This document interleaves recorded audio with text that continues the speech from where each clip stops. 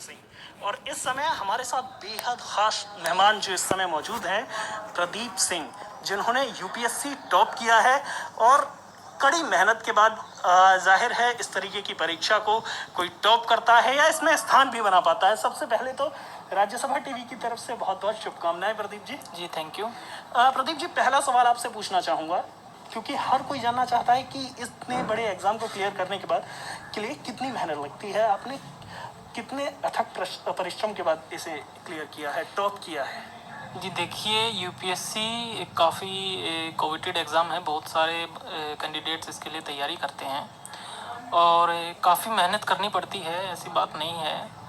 और मुझे लगता है कि कोई भी इंसान इसको क्रैक कर सकता है जो डिटर्मिनेशन और फोकस के साथ तैयारी कर रहा है और कंसिस्टेंसी से अगर इसके लिए मेहनत करता है तो इट इज़ अचीवेबल।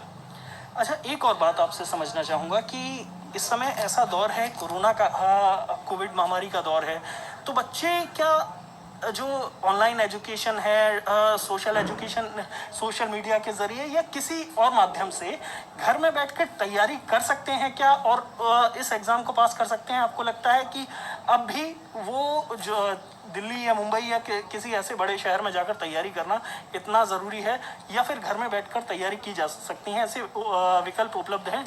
जी बिल्कुल, मुझे लगता है कि अभी यूपीएससी का ट्रेंड पिछले कुछ सालों से एग्ज़ाम का इस तरह का हो गया है कि कोई भी स्टूडेंट अगर घर से तैयारी करना चाहता है तो कर सकता है, क्योंकि there are ample amount of information and videos are available on various platforms, YouTube and all these online classes are also there. And अभी जैसे कोरोना का चला हुआ है तो बहुत सारे स्टूडेंट्स अभी घर से ही तैयारी कर रहे हैं और बहुत सारे अभी टीचर्स ने और इवन कोचिंग इंस्टीट्यूट्स ने भी ऑनलाइन क्लासेस देनी स्टार्ट कर दी हैं। तो मुझे लगता है कि इस समय में हम ऐसी कोई ज़रूरत नहीं है कि किसी स्टूडेंट को दिल्ली और मुंबई या बड़े शहरों में जाकर ही तैयारी करनी पड़े, वो अपने घर से भी तैयारी कर सकते हैं। ऐसी कोई इसमें ऐसी कोई बात नहीं है कि सिर्फ बड़े शहरों में जाकर ही आप तैयारी कर सकते हैं। एक और सवाल पूछना चाहूँगा बैकग्राउंड को लेकर, क्योंकि अक्सर सभी विद्यार्थी और बाकी लोग जानना चाहते हैं कि जिसने यूपीएससी टॉप किया है वो किस बैकग्राउंड का लड़का है, किस तरीके से आपने किस स्ट्रीम से पढ़ाई की थी, ग्रेजुएशन की थी, परिवार का किस तरीके से सपोर्ट रहा? जी देखिए, मैंने जो स्कूलिंग करी है वो शंभू दयाल मॉडर्न स्कूल सोनीपत से ही करी है, लोकल मेरी स्कूलिंग हुई है।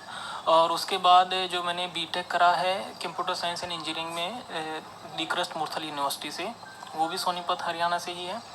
और उसके बाद से ही मैंने फिर एसएससी का एग्ज़ाम दिया था, उसमें I have been working as income tax inspector in Delhi since 2015 और जॉब के साथ ही मैंने इसकी तैयारी करी और ये मेरा 4th अटैम्प्ट था जिसमें मुझे जाके सफलता मिली। बिल्कुल प्रदीप, बहुत बहुत शुभकामनाएं आपको राज्यसभा टीवी की तरफ से।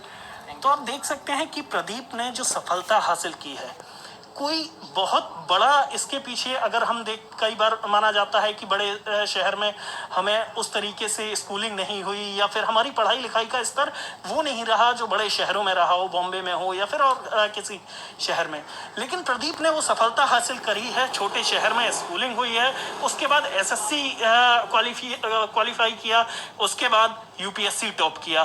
तो ये अपने आप में एक वानगी है, एक उदाहरण है कि आप चाहे छोटे शहर में हो या बड़े शहर में, अगर लगन है, मेहनत है, तो निश्चित तौर पर सफलता आपके कदम चूमेगी। नवविक्रम सिंह, राज्यसभा टीवी के।